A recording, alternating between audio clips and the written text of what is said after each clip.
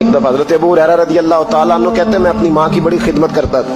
ایک دفعہ نا میں حضرت عمر کی خدمت میں بیٹھا تھا تو ایک شخص آیا, وہ کہنے لگا حضور ایک بات پوچھنی ہے. پوچھو. میری اماں بڑی ضعیف اور بوڑھی ہو گئی ہیں, مجھے آواز دیتی ہے بیٹے دوڑ کے آنا, میں نے پیشاب کرنا ہے. میں دوڑ کے جاتا ہوں, ماں کو اٹھاتا ہوں, معدہ کمزور ہے, بڑھاپا ہے, تو میں باتھ روم تک جاتا نہیں, اماں پہلے میرے اوپر پیشاب کر دیتی ہے. حضور جب میں چھوٹا تھا میں اماں پہ پیشاب کرتا تھا, اب اماں میرے اوپر کرتی ہے, حق تو ادا ہو گیا نا. وہی کام جو میں اماں کے ساتھ کرتا تھا اماں میرے ساتھ کرتی ہے. تو کہتے حضرت عمر مسکرائے, فرمانے لگے نہیں دوست کوئی حق ادا نہیں ہوا. کہنے لگا حضور کیسے نہیں ہوا, میں وہی ساری ڈیوٹی کر رہا ہوں. کہتے پہلے عمر مسکرا رہے تھے, اب فاروق اعظم کی آنکھوں میں آنسو آئے. فرمانے لگے تیری اور تیری ماں کی سوچ میں بڑا فرق ہے. کہا حضور کیا فرق ہے؟ فرمایا سن, جب تیری ماں تیرے اوپر پیشاب کرتی ہے تو کہتا ہے اللہ بوڑھی ہو گئی ہے اسے پردہ دے دے, اور جب تو ماں پہ پیشاب کرتا تھا تو ماں کہتی تھی یا اللہ میرے لال کو لمبی زندگی عطا فرما.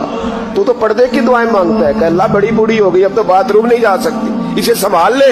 فرمایا یہ فرق ہے, ماں نے بھی کبھی دعا مانگی تھی.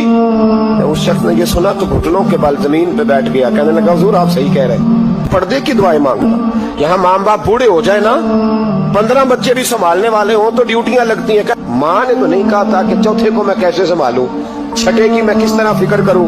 کبھی ایسا ہوا ہے کہ چھٹا بچہ پیدا ہوا ہو اور پہلے کی ماں نے کپڑے نہ بدلے ہو, 5ویں بچے کو روٹی دی اور پہلے کو بھول گئی ہو. میں نے ایسے بھی لوگ بھی دیکھے. میرا ایک دوست تھا کالج میں, اس کے کپڑوں جیسے کپڑے کوئی نہیں پہنتا تھا, لیکن پھر شادی ہوئی, حالات بدل گئے.